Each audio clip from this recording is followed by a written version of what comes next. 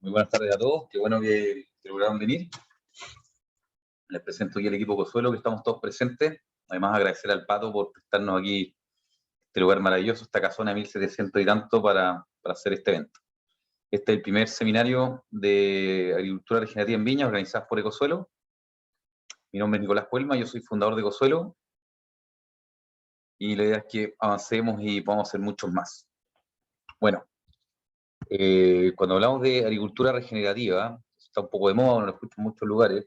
La pregunta es, ¿qué es agricultura regenerativa? Yo creo que muchos de ustedes conocen el concepto regenerativo principalmente en producciones de carne, con pastizales en el sur, donde es lo más común, ¿no? El approach que nosotros hacemos es de la agricultura regenerativa en hortalizas y frutales. Obviamente hoy lo vamos a enfocar un poco más en viñas. Algunos puntos muy importantes para entender lo que es la agricultura regenerativa. Entonces, a ver, lo primero es,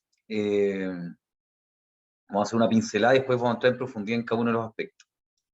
Pero lo que nosotros hacemos en agricultura regenerativa es potenciar el sistema biológico. Eso es básicamente lo que se hace. ¿Y qué es el sistema biológico?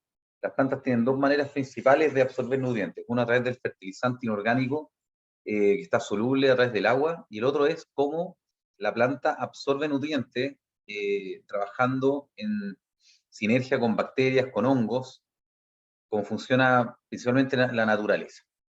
Entonces, la planta es capaz de, a través de la microbiología, potenciar la absorción de nutrientes. En la fertilidad del suelo es 80% microbiología.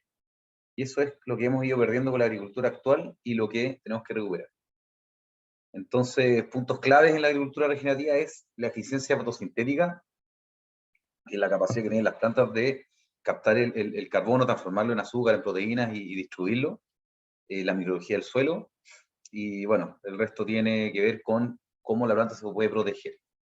A ver, hay que decir que la agricultura tradicional tenemos un problema. Después de la Segunda Guerra Mundial, cuando se empezó a meter fertilizante al suelo, partimos con muy buenos rendimientos, con las aplicaciones de urea, de nitrato, de amonio, con plantas muy exuberantes, pero en pocos años pasó que empezamos a perder, por un lado, la cantidad de nutrientes del suelo, preocupándonos principalmente de los elementos que dan más rendimiento, hablemos del NPK, y lo segundo es que fuimos perdiendo la materia orgánica del suelo, fuimos perdiendo el carbono, ¿ya? La agricultura tradicional, el gran problema que tiene es que libera todo el carbono que está en el suelo a la atmósfera. Y como hablamos, la materia orgánica es donde vive la microbiología. Si no tengo materia orgánica, no tengo microbiología. Entonces aquí más o menos podríamos hablar, en general los suelos con más materia orgánica tienen a tener un paquete biológico mucho más robusto. Entonces, al perder carbono año a año, lo que estamos haciendo es perder microbiología en los suelos. Entonces, desde los excesos de araduría, el tener suelos pelados, hay un montón de manejos actuales que lo que van haciendo es que van degenerando el suelo.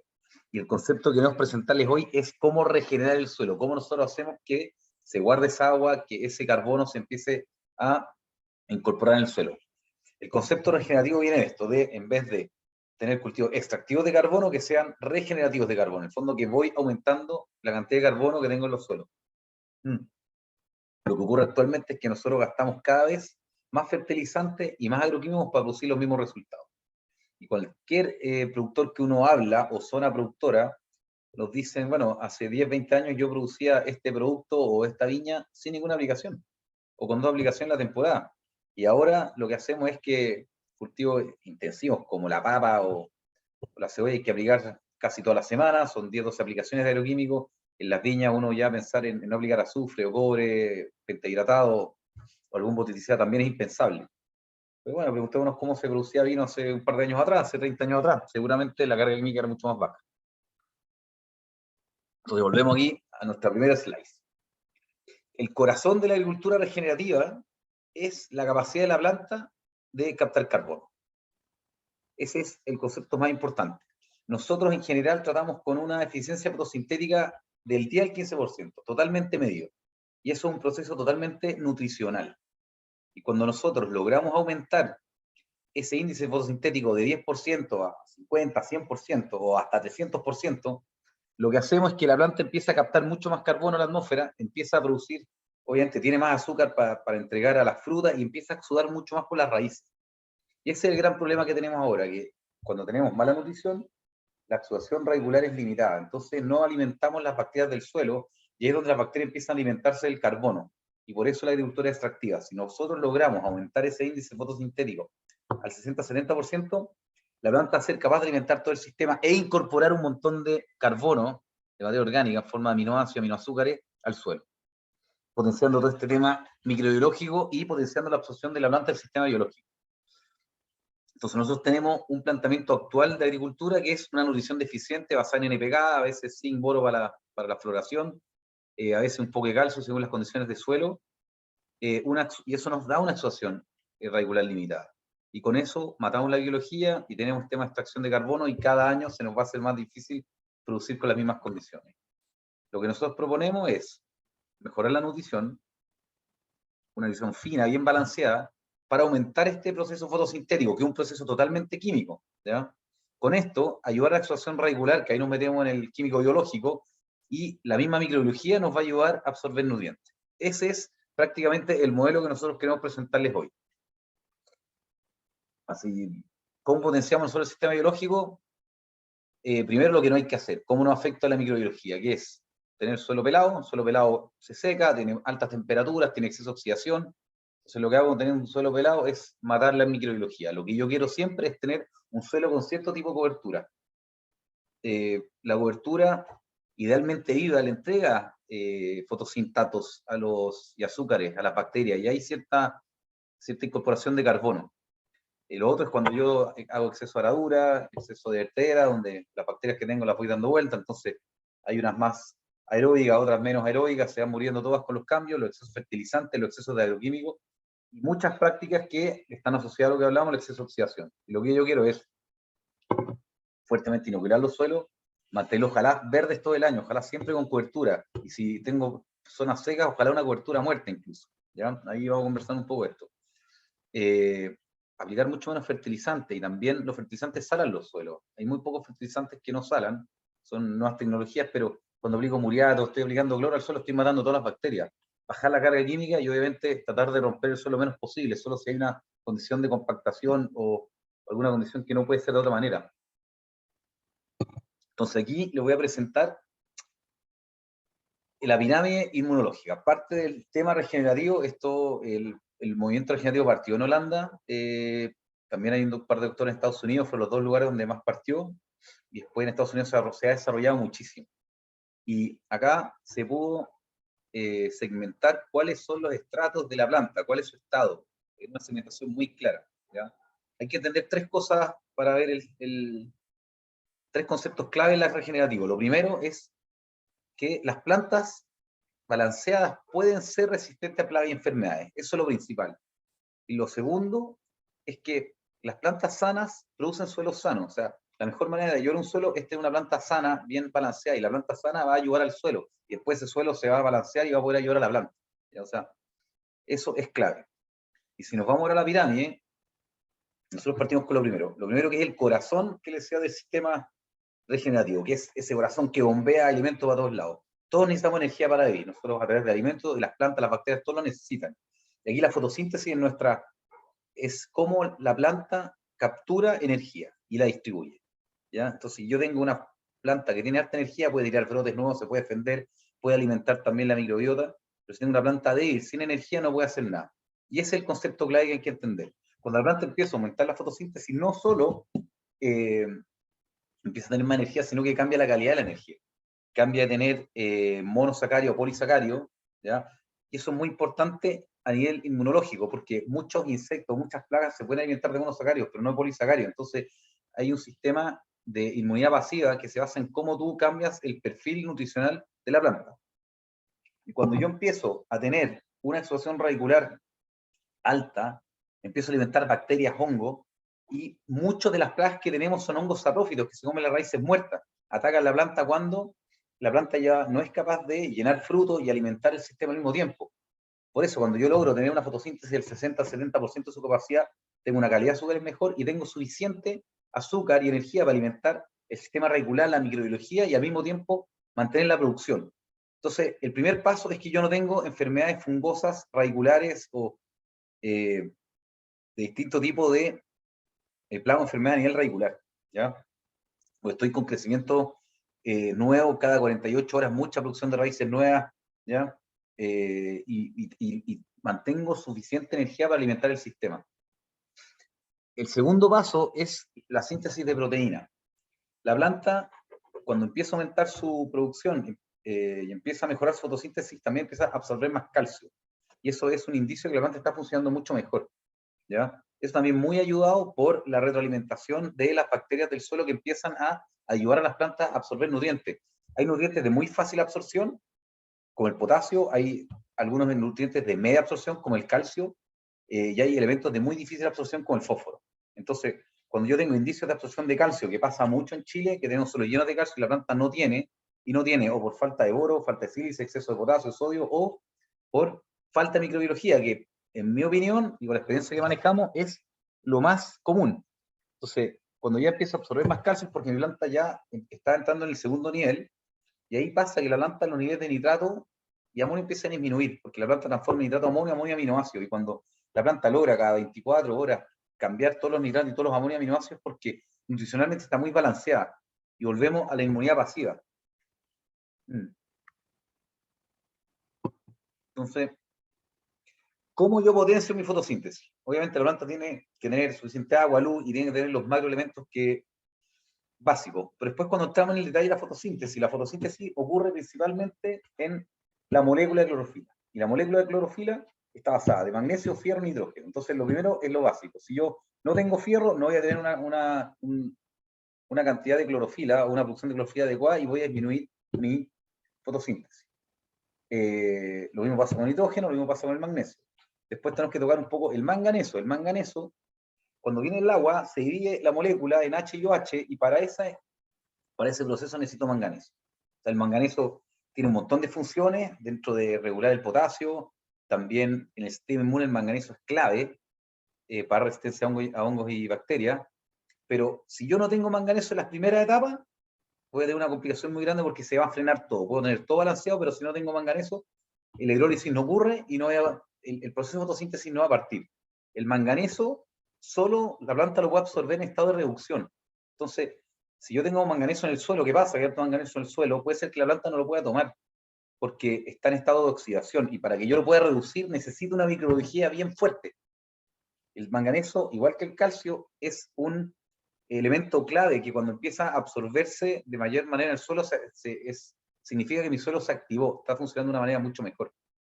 Y otros elementos claves para el tema fotosintético es el boro para el movimiento de azúcares y el fósforo como fuente energética. O sea, yo necesito cierto pool de elementos, cualquiera de estos elementos que me falte, y al tiro mi fotosíntesis va a bajar. Por ejemplo, en la zona central, todos los análisis que tomamos estaban con bajo boro, al parecer con bajo frío. Con frío, el boro se sienta a fijar en los suelos. Un tema que en general los suelos tienen harto boro, 2 a 3 partes por millón, pero con suelo muy frío el boro se limita, y teníamos plantas muy balanceadas con falta de boro. Aplicamos boro y se activó muy rápido la planta, ¿ya? Entonces, eso sería lo primero, ¿ya? El corazón del sistema parte acá. Cuando hablamos del sistema biológico, hablamos de que las raíces, las bacterias, los hongos tienen ciertas sinergias. Se descubrió que las plantas tienen una capacidad de absorber moléculas de peso atómico de hasta 1000. O sea, la planta absorbe bacterias, absorbe aminoácidos completos, absorbe moléculas de urea. Entonces, cuando absorbe bacterias, se come su pared celular, que está hecha de aminoazúcares, y la bacteria vuelve a escupir, y la bacteria va con una señal para ir a buscar un elemento puntual. Entonces, cuando uno inocula harto el suelo, y esto lo hemos visto con las absorciones, la planta no empieza a absorber, por ejemplo, las microrrizas y bacterias, solo nitrógeno y fósforo, sino que empieza a absorber, cuando hay buen nivel de fósforo, empieza a absorber calcio y otros elementos, con una absorción inteligente. Y eso es lo que nosotros queremos lograr. Nadie mejor que la planta y con su ambiente sabe qué le hace falta. Nosotros todavía, con todo lo que sabemos, nos falta muchísimo. Todavía sabemos el 10% de lo que pasa alrededor de la raíz, cómo funcionan las absorciones, y millones de cosas que no sabemos. Entonces, esta es una ciencia en total evolución. Entonces, ese es el sistema que queremos potenciar, que la planta y las bacterias trabajen de la mano. Ahora pasamos al segundo nivel de la escala de inmunidad, ¿ya? El segundo nivel de la escala de inmunidad es la síntesis de proteína. Como yo les decía, hay algunos insectos que comen nitrato, hablemos de pulgones, de los ácaros, hay otros que se alimentan de amonio, que son algunos chupadores, mosquita, polilla, y otros ya que ya se alimentan también de hojas y otros compuestos. Pero lo principal es las plagas más básicas, en este caso hablemos de los frutales de la arañita, el tema de las viñas de la arañita, es muy fácil de controlar si yo bajo el nivel de nitrato. ¿Y cómo bajo mi nivel de nitrato?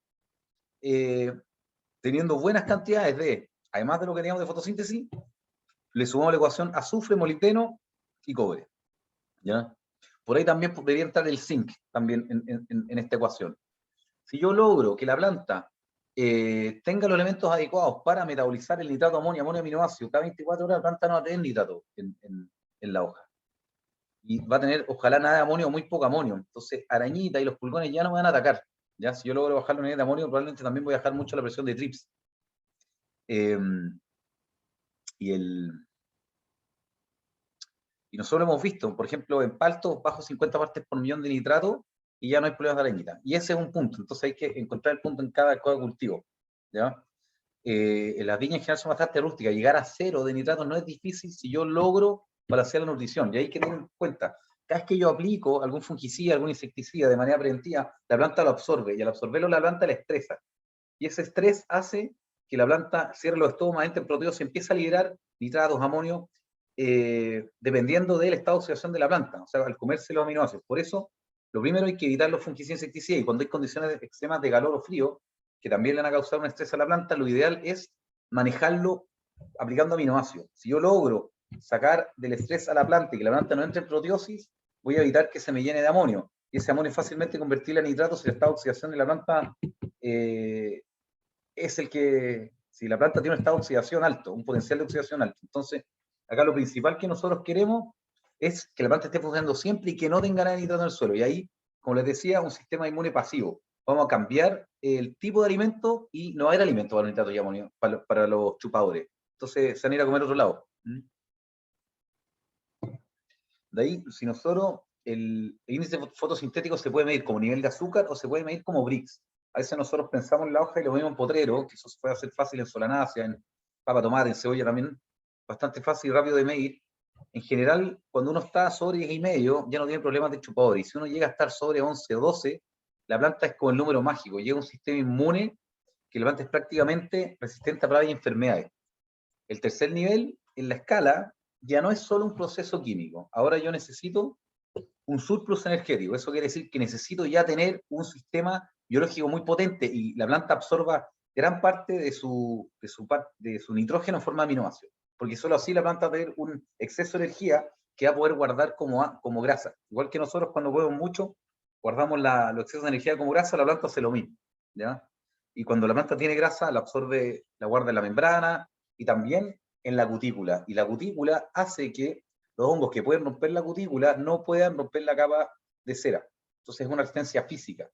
Y para esto necesito una planta que esté muy balanceada, con alta fotosíntesis, con una síntesis de proteína muy rápida y con un sistema biológico muy potente. Y que prácticamente tengo una planta resistente a plagas y enfermedades. Como les decía, nosotros ya tenemos algunas relaciones directas clave, por ejemplo, cuando hablamos de botrytis en vitis, con buenos niveles de cobre no voy a tener problemas de botrytis. Obviamente acá es una condición ambiental, o sea, podríamos asegurar que, pero nosotros ya hemos tenido hartos ejercicios donde, bajo hartas condiciones, una planta balancea, cuando tienes buenos niveles de cobre, zinc y manganeso, no tienes problema. Pero hay que entender que el cobre ahí no es el cobre, el pentahidratado o el óxido, el hidróxido. La planta está hablando de cobre nutricional. Tú le aplicas un quelato de cobre a la planta lo absorbe, igual que el manganeso y el fierro, tienen que entrar en forma de reducción, forma de quelato, y ahí lo puedo utilizar. Y ahí no tiene un efecto de contacto que mata levadura o mata bacterias, sino lo que hace es que entra en la planta y potencia la inmunidad por dentro, que eso es lo que nosotros queremos. Queremos que la planta sea capaz de resistir la enfermedad, no estar aplicando para matar las bacterias todo el rato, sino que la planta sea capaz de hacerlo. Y bueno, hay una relación directa entre manganeso, cobre y fierro al tema de la bacteria. Mira, hay mucho estudio de las relaciones de enfermedades con el balance nutricional. Por ejemplo, zinc y fósforo se asocia mucho al tema de oídos. Ahí podríamos meternos más en detalle si a alguien le interesa. Bueno, Eso por el lado regenerativo. Ahora yo les voy a hablar del método ecosuelo. Nosotros tenemos un método que le llamamos de agricultura regenerativa de producción sustentable, que se basa, lo primero, en una potente inoculación. Lo segundo, en tomar análisis. Nosotros lo que hacemos es tomar análisis cada 4 semanas, no dejamos nada al azar.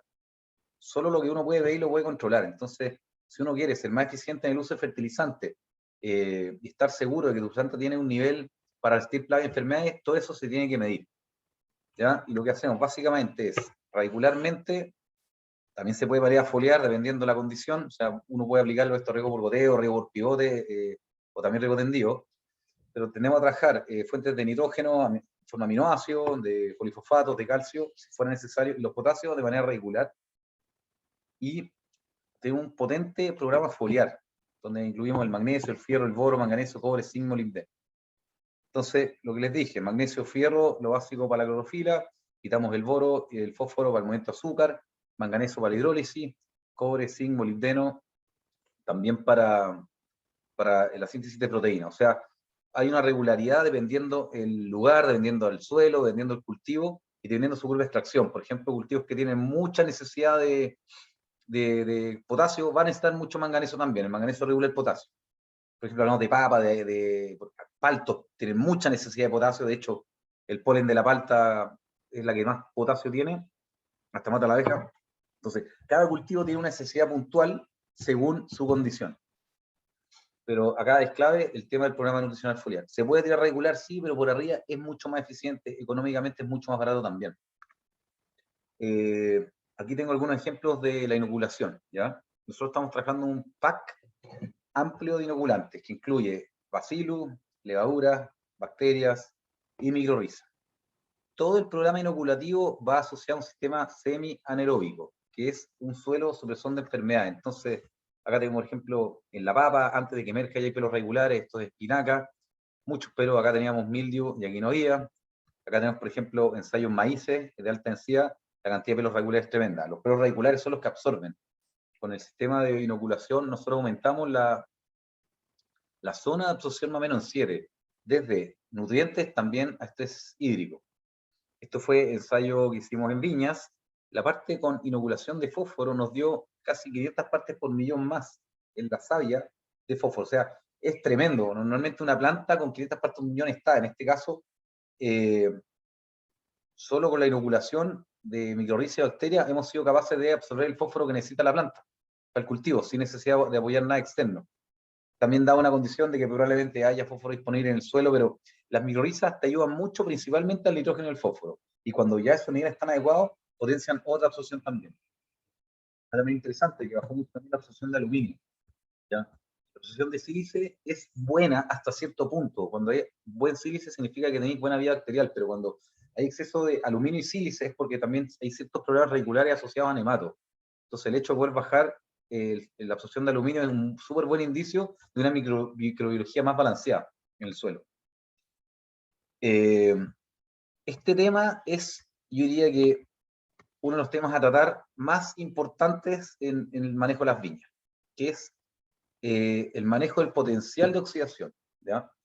El potencial de oxidación es la razón por la que tenemos enfermedades vasculares, ¿ya? Nosotros, al igual que el pH, que es el potencial de protones, está el LH, que es el potencial de electrones, ¿ya? Entonces, mientras yo empiezo a aumentar, tengo un potencial de oxidación más fuerte. ¿Qué quiere decir eso? Que si yo tengo algunas moléculas en el suelo, se van a oxidar. Por ejemplo, si yo tengo fierro, va a quedar como óxido de fierro, la planta no lo puede ocupar. Si tengo nitrógeno y tengo exceso de oxidación, la planta va a quedar como nitrato. Y si yo tengo, por ejemplo, lo opuesto, un suelo más reductivo, ¿ya? Con un potencial de oxidación más bajo, el nitrógeno va a quedar como amonio. El manganeso va a quedar reducido, igual que el fierro, y la planta lo va a poder ocupar. El problema que nosotros tenemos que tener los suelos sin cobertura hace que haya mucho intercambio de oxígeno, meter nitrato, NO3, estoy metiendo mucho. El tema de la cal también, por eso es mucho más recomendable usar otra fuente, el ácido fosfórico, son grandes oxidadores, igual que muchos de los agroquímicos. Y el problema es cuando yo tengo un suelo demasiado oxidativo, lo que empiezo a crear son bacterias aeróbicas. El gran problema de las bacterias aeróbicas es que se crea un ambiente extremadamente oxidativo que en enfermedades vasculares asociadas al xilema es porque ese exceso de oxidación entra a la planta. Y cuando yo tengo una planta con un potencial extremado oxidado, que obviamente está asociado al suelo, las enfermedades vasculares empiezan en el floema.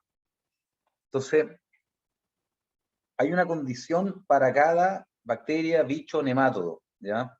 Y está muy asociado a la oxidación, el tipo de oxidación. Nosotros cuando aplicamos mucho agroquímico, lo que hacen es que sobreoxidan la condición, y por eso matan, porque es tan oxidado que matan hasta los hongos, ¿ya? Pero lo que nosotros queremos hacer es bajar nuestro estado de oxidación, entonces llegar a este punto, ¿ya? ¿Y cómo hacemos eso? En el suelo es fácil, yo no aplico más nitrato, no aplico más ácido fórico, uso fuentes de fertilizantes que no oxiden, que no sean oxidadoras, ¿ya? Y lo otro, lo que estamos haciendo son estas aplicaciones de bacterias semi-anaeróbicas, bacterias que sean supresoras de enfermedades, donde obviamente se suman también las microrrizas. Yo haciendo un complejo semi-anaeróbico, logro mover el estado de oxidación dejándolo en un lugar de plantas sanas, supresión de enfermedades. Y lo hemos visto en viñas que hemos trabajado, donde hemos parado las enfermedades vasculares. De hecho, acá mismo lo hicimos, aplicando el pool de bacterias semi-anaeróbicas, ¿ya? Lo hemos visto también en uva, en parrones, y es fácil. Nosotros lo que tenemos que hacer es, ojalá usar cobertura, inocular bacterias, dejar de aplicar y siempre tener los suelos cubiertos, y podemos parar este enrollamiento de las plantas, podemos parar estas enfermedades vasculares. Este es un tema súper interesante, ¿ya? Y está asociado, cada vez que uno gana un protón, pierde un electrón. Entonces cada vez que yo me empiezo a acidificar más, ¿ya? Empiezo a perder esta oxidación. Lo único que podríamos decir que la fotosíntesis de aquí, que es un proceso reducido y ácido. En fondo, aquí yo cargo energía, y cuando me voy para acá yo pierdo energía, cuando salgo hacia el extremo alcalino y oxidado, ¿ya? Así que acá también, dentro del sistema que nosotros trabajamos, son prácticas para tener un suelo semi-reducido. Como medimos nosotros la herramienta de evaluación que usamos es un análisis de savia. Un análisis de savia es una herramienta extremadamente precisa y rápida, donde cada 4 semanas sacamos el perfil nutricional de la planta y según eso tomamos decisiones. Entonces yo tengo buenos niveles de potasio, no voy a aplicar potasio. Acá yo puedo ver el nivel y la reserva. Muchas veces la planta no tiene fósforo porque le falta zinc o le falta algún elemento para competir. Tengo exceso de cloro porque me falta azul y fósforo. O sea, acá hay un montón de relaciones entre los nutrientes que me permiten tomar decisiones adecuadas para el cultivo. Acá tengo algunos ejemplos como subiendo el índice fotosintético, estoy en cerezo, subimos de 1 a 3 y con esto subió el calcio de 1.300 partes por millón a 5.700 partes por millón, ¿no? Como cuando la planta empieza a funcionar mucho mejor, es capaz de absorber mucho más nutrientes. Esto es cuando yo les digo que partimos a veces con el 10% de la capacidad fotosintética, algo que ocurre, está en 0,2, o sea, la planta está por suerte sobreviviendo, y la podemos subir a 2 solo en un corto periodo de tiempo, aplicando lo que es necesario. Acá tenemos otro ejemplo de 0,2 a 6, también aumentó mucho el calcio. Bajamos los nitratos de 200 partes por millón a 0. O sea, cuando nosotros partimos con la evolución, parte el aumento de calcio, el índice fotosintético y también bajamos los nitratos, o sea, está todo amarrado. Significa que la planta está empezando a funcionar de una manera mucho más adecuada. Entonces, lo que nosotros hacemos es, como les decía, tomar una medición, inocular de una manera muy fuerte al principio, tenemos un programa por cultivo y partimos con una medición cada 4 semanas, ¿ya? Y claro, una vez que ya tenemos esta información, eso tenemos una aplicación para ir graficándolo y vamos a ir viendo nuestra evolución. Por ejemplo, acá vemos que partimos en principio de noviembre con 0,6, después a fin de noviembre 0,9 y en diciembre con 1,8. O sea, triplicamos nuestra eficiencia fotosintética. Los nitrógenos se mantuvieron bien parejos, pero el nitrato bajó de 400 a 0 y el amonio también bajó de 600 a 200, ¿ya? Y nos permite también manejar los nutrientes. Por ejemplo, acá el fósforo es muy móvil. A mí no me conviene tener una hoja nueva con tanto y una hoja vieja con tan poco. Si yo quiero tener una buena reserva de fósforo, lo ideal es que esté más equilibrado y ojalá tener más fósforo en la hoja vieja que en la hoja nueva. Entonces, acá nos permite este sistema tomar decisiones adecuadas de cantidad, de frecuencia en nuestro manejo de fertilizantes y hacerlo mucho más eficiente y llegar a tener equilibrios mucho más adecuados como este. Podemos adelantarnos una eficiencia de 3 a 4 semanas antes que ocurra y también, como está de caro el fertilizante, no perder plata fertilizando cosas innecesarias, sino que aplicar justo lo que la planta necesita, sin salar de más el suelo, sin afectar la microbiología. Entonces, nuestro sistema es general, nosotros siempre tomamos una muestra de suelo, ¿ya? Para saber nuestro nivel de cationes, aniones, y poder tomar decisiones. Si tengo un problema de calcio, puedo saber si es un taponamiento de suelo o realmente el suelo no tiene poco calcio, ¿ya? Como ejemplo. Y después tenemos un sistema de toma de muestra por cultivo. Normalmente en los parrones partimos después de rotación, cuando tenemos el primer brote, después justo post cuaja y después maduración. A veces en carmenero, cepas muy tardías, hacemos una cuarta, ¿ya? Eso depende también de lo que quiera cada uno. Lo ideal es que las mediciones se hagan calendarizadas cada 4 o 5 semanas, pero esa es la única manera de poder llevar la nutrición bien seguida y tiene que ser un sistema bien ordenado, ¿ya? O sea, desde que se toma la primera muestra, nosotros con nuestro equipo se calendariza y se organiza desde el principio el protocolo de toma de muestra, las reuniones post-análisis, etcétera, ¿ya? Acá les vamos a dar unos ejemplos puntuales que hemos hecho. Esta es en la viña Un Carmenero, en Quinta del Coco, de artesano. Esto fue cuando partimos, tomó la primera muestra en noviembre, perdón, en octubre, con un Brix de 4,8, ¿ya? Por ejemplo, un calcio de 308. Y acá vimos, el índice fotosintético está muy bajo, tenemos bajos niveles de cobre, de fierro, de molibdeno, ya sabemos la importancia de cada uno de los elementos, y reservas bajas de calcio, boro, azufre, zinc y manganeso, ¿ya? Siempre vemos que el color claro de la hoja nueva, el color oscuro de la hoja vieja, y ahí a través de la movilidad de nutrientes nos permite tomar decisiones. ¿Qué hicimos acá? Inoculamos, aplicamos cobre quelatado, fierro quelatado, y después Immunity, que es una mezcla de boro, manganeso, molibdeno más zinc, ¿ya? Acá las prioridades, la primera prioridad es subir el índice fotosintético, y la segunda prioridad es manejar los excesos o las otras deficiencias. Pero lo primero que hacemos cuando hago un análisis y hay hartos problemas es cómo subo el índice fotosintético. Y acá, ¿qué hicimos? Después, la próxima medición fue acá en enero, subimos el índice fotosintético a 14, el nivel de calcio subió a 600, y bueno, acá vemos los elementos cobre, hierro, que ha sido mucho más balanceado. El nivel de nitrógeno, ojo, sin aplicar nitrógeno al suelo, hicimos un par de aplicaciones bajas de aminoácidos a un nivel excelente, estamos hablando 1200 partes por millón, que sobre 1000 en viña es excelente, pero sin nitrato y sin amonio. O sea, la conversión de síntesis perfecta, ¿ya? Ojo, cuando estamos, yo les hablaba que 12 es el número mágico, aquí nosotros llegamos a 14. O sea, esto es extremadamente bueno. Y esto también se da porque, claro, acá también hay una condición natural de un suelo profundo, muy fértil. Entonces, si tú logras activar un suelo como este, vas a tener resultados increíbles. Acá, por ejemplo, en Artesano lo que hicimos fue, si vemos el historial de los 4 análisis, subimos los niveles de Brix de 4 a 14. El nivel de calcio partió de 300 partes por millón y llegó a casi 2500. Lo que les hablaba de la razón de calcio manganeso como índice de la activación del suelo, partimos con el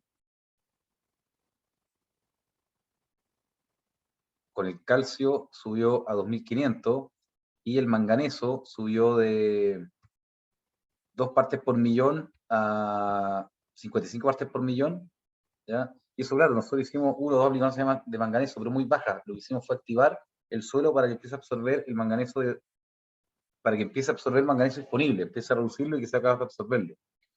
Y acá, por ejemplo, tenemos el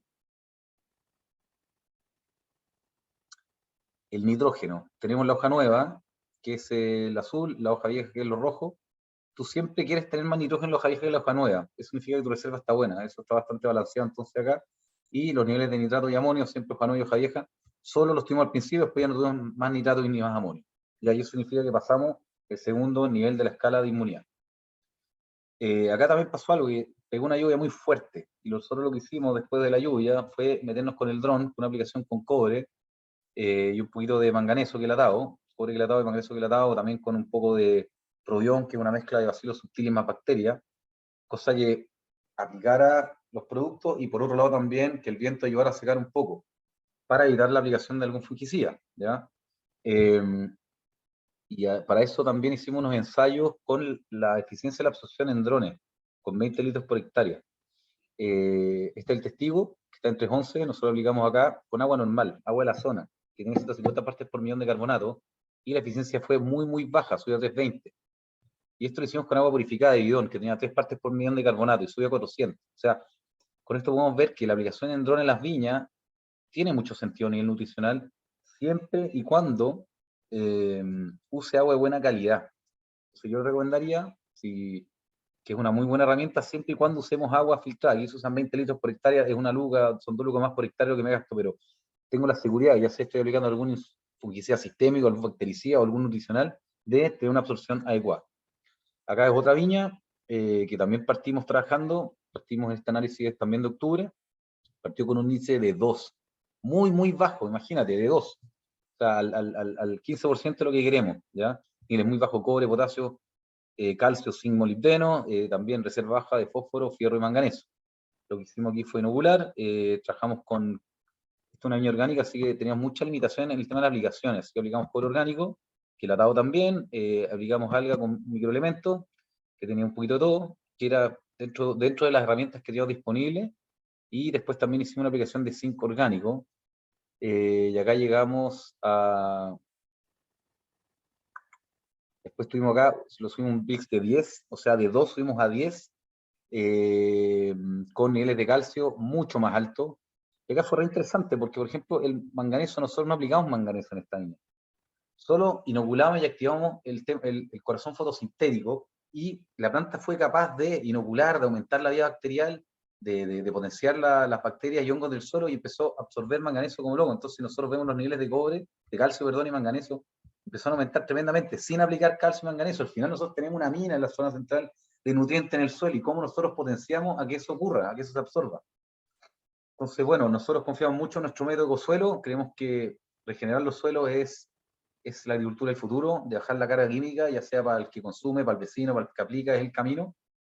También bajar la carga de fertilizante, especialmente por un tema de desalar los suelos, el tema económico, pero tener claro, nosotros podemos producir suelos sanos a través de tener plantas sanas. Hay nuevos desafíos que vamos a tener que trabajar en el tiempo, dentro de esto están los cultivos de cobertura, hay un mundo por descubrir los cultivos de cobertura, y estamos trabajando con algunos especialistas para seguir desarrollando eso. Esa es la mejor manera de mantener la microbiología, mantener el agua, cuidar la materia orgánica, evitar la erosión. Después hay otro concepto que es cómo nuestros manejos nutricionales y tipos de aminoácidos inciden en el sabor de la uva, que es un tema muy específico, pero es un tema también muy importante. Aquí tuvimos un Brix más alto de lo normal, condiciones que el Pato nos puede comentar en detalle, ¿ya? Y probablemente vamos a poder probar el vino a ver cómo nos fue. Después viene otro tema de nuevas inoculaciones, cada día se sabe de más bacterias, ya sea desificadoras de nivel foliar o, o de absorciones radiculares, y después viene todo el desarrollo de microelementos nuevos, que, bueno, ya hablamos del molibdeno, está el titanio, está el cobalto, está el serio, el níquel, que, como le decía, son cofactores enzimáticos, cada uno tiene una misión muy importante, y cuando falta un elemento, un proceso no funciona como corresponde, ¿ya? Entonces, por eso es importante que tengamos todo muy balanceado. Yo creo que ese es el camino que queríamos seguir. Acá están los datos de contacto de nuestra gente. Tenemos una persona en la sexta, en la séptima, en la octava. Estoy aquí en la zona central. Trabajamos todos muy de la mano. Así que bueno, la invitación es a trabajar con nosotros y les mando un abrazo. Muchas gracias por participar. Que esté muy bien.